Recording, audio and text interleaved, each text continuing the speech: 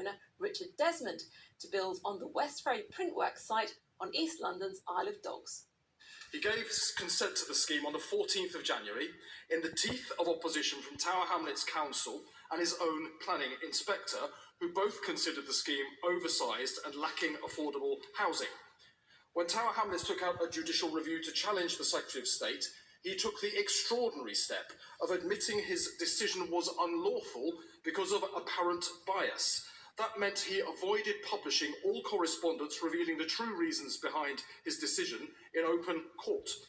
By an astonishing coincidence, just 2 weeks after the Secretary of State took his decision, Mr. Desmond made a generous donation of £12,000 to the Conservative Party. This sequence of events raises grave concerns about cash for favours. If he wants to restore trust, the Secretary of State must immediately publish all documents and all correspondence relating to this decision. The public needs reassurance that the integrity of the planning process cannot be auctioned off at Conservative Party fundraising dinners. The junior minister who answered the question said Robert Jenrick acted with propriety and he had no relationship with Richard Desmond.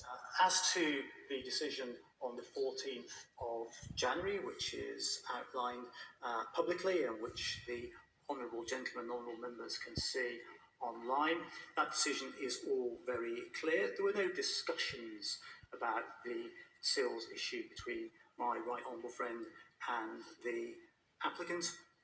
He's been very clear about his involvement with the applicant. I don't think there's any further that needs to be added. Christopher Pincher. Now, let's take a look at some other news from around Westminster in brief. Following the row over MPs having to queue up to vote in what became known as the Mog Conga, ministers made further concessions to members who can't travel to Westminster in person. MPs who are shielding themselves or members of their household will continue to be allowed to take part in most Commons business by video link and will now vote by proxy.